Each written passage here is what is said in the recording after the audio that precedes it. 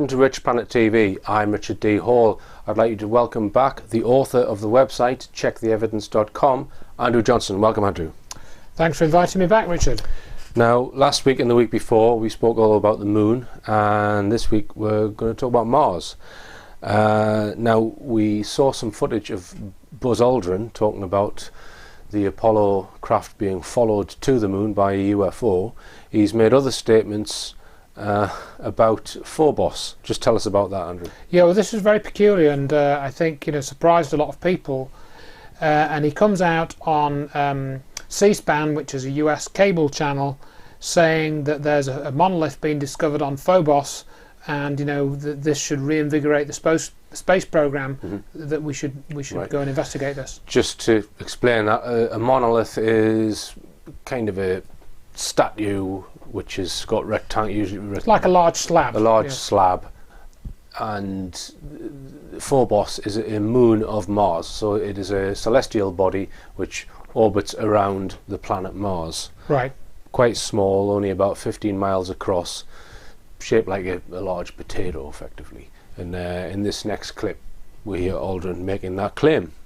If there's something very important to be developed from the moon, I'm not sure what it is right now, and I sure think we should identify what it is for America to make such gross expenditures again for human habitation on the moon. We can help, we can join with, together we can explore the moon and develop the moon.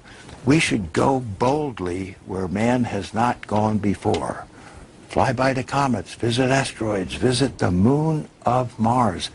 There's a monolith there, a very unusual structure on this little potato-shaped object that goes around Mars once in 7 hours.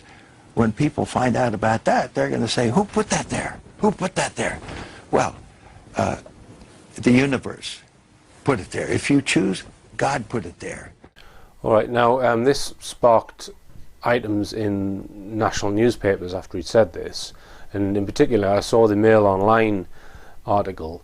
Well, again, if you read the actual article, I mean, we were talking about this last night, and it is a little bit confusing when you read the article, because there are several pictures shown in the article, and we'll show these on the screen, but it appears that one of them is indeed on Phobos, but it looks more like a large mound than a monolith. And then there's another monolith image, which is actually, I found out through further research, is in Valles Marineris on the surface of Mars.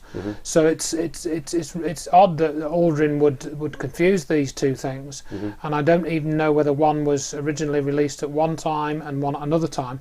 And then there is a third image in this Daily Mail article. And we can probably bring these images up on the screen.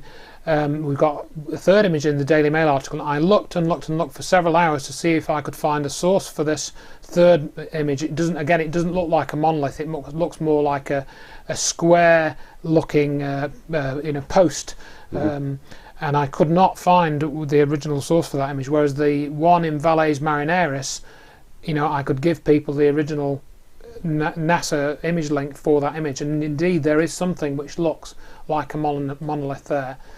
And again, we've got this other, I made this little video clip of Phobos, Right.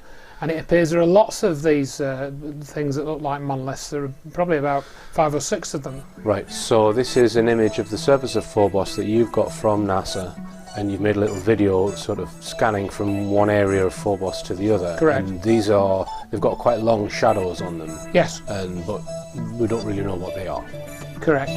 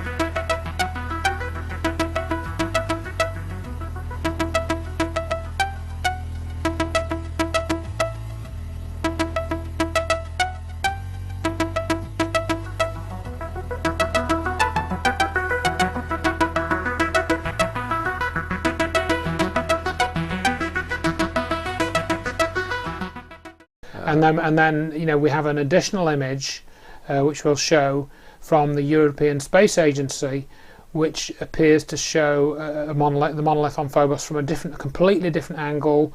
It's a colour image as opposed to this, you know, this little video clip is black and white, because the original image is black and white.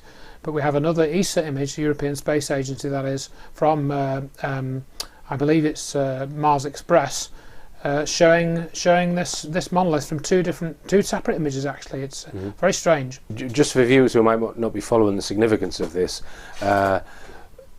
according to official records, NASA nor anyone else from Earth has ever been to Mars or been to Phobos, so there shouldn't be anything man-made or on that particular. Right. I mean, you know, the whole situation with NASA is that there is no evidence of any other intelligence in the solar system other than on Earth.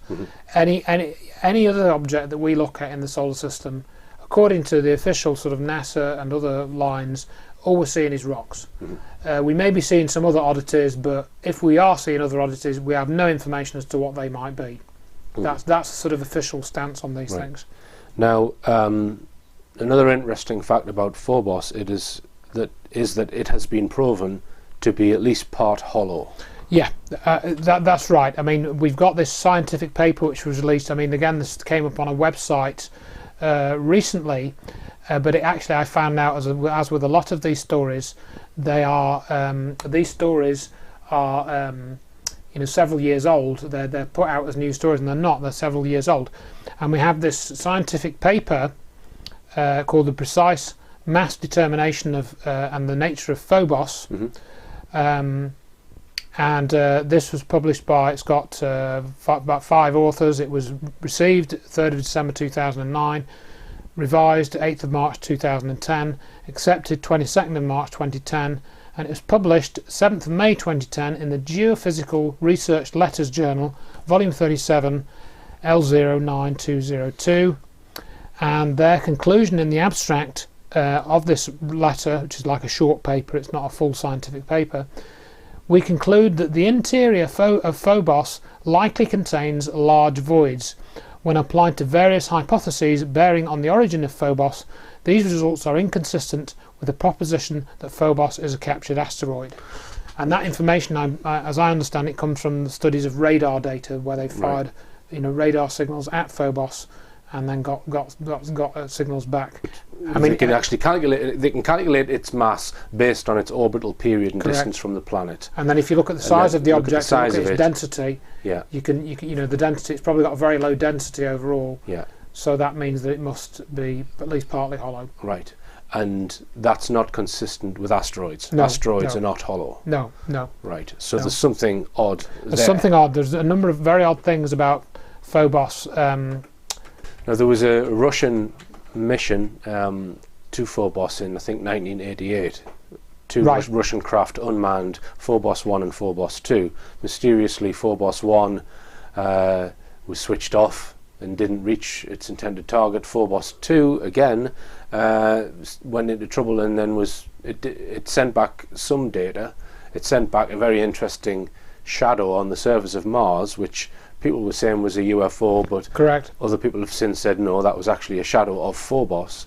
But as it was coming towards Phobos, it then malfunctioned. Is that right? I mean, that's the gist of the story, and I'd heard this story, and I re-investigated that very recently. I've got this upcoming presentation at the end of March at the New Horizons Club in Lisbon St Anne's. So I wanted to do some re-investigation into the Phobos story. And this story obviously is comes out a lot, and it was that basically the Phobos 2, Phobos 1 was lost, as you said, probably due to human error. They accidentally switched it off and couldn't recover it. Phobos 2 was going towards Phobos, and then it took about a sequence of about 5 pictures, and they saw this object apparently coming towards Phobos 2, and this object was said by some to be a missile. And then they lost contact with it, so the sort of the implication was there that it was shot down.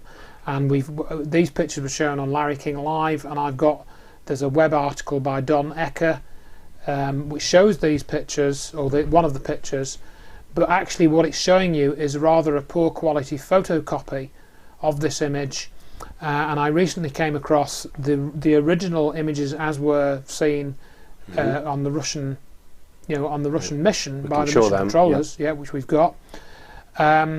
And they show quite clearly that this apparent missile is actually some kind of video or digital artifact coming into the picture, because it sort of slowly comes across the picture, and then there's just basically a vertical line goes across the picture.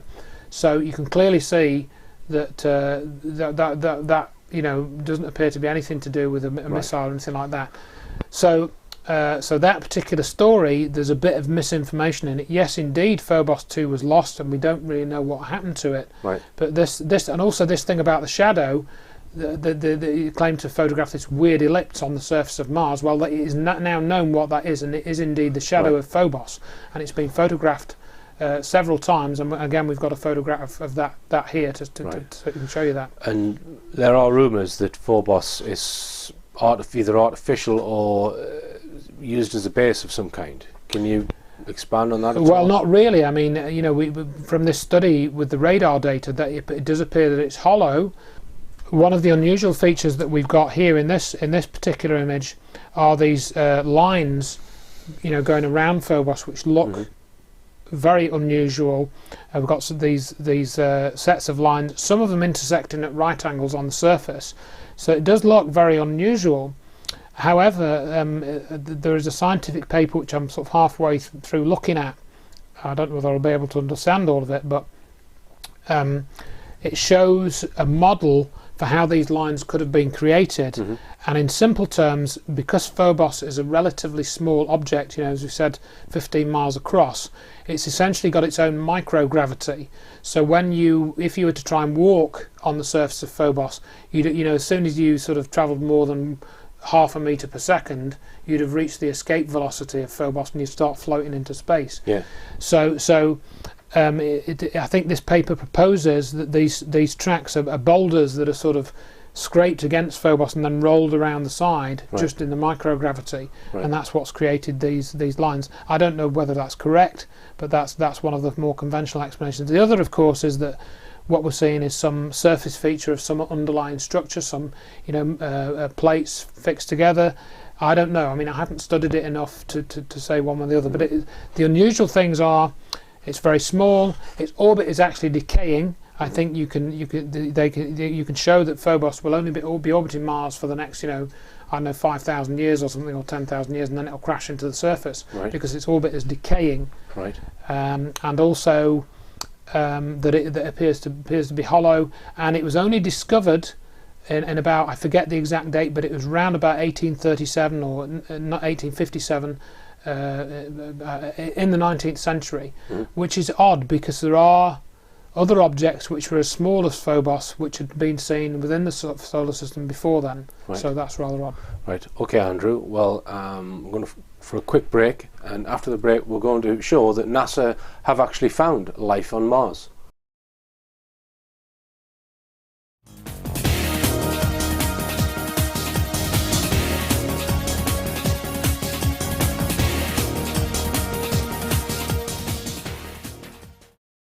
Rich Planet TV is coming to a town near you. In May 2013, I will be travelling around the UK speaking at the following places: Gateshead, Glasgow, Leeds, Liverpool, Birmingham, Weston-super, Southampton, Reading and London. I'll be covering recent UFO reports, which is not to be missed, and exposing a range of issues you won't find discussed on mainstream TV. Get ticket details from the richplanet.net website.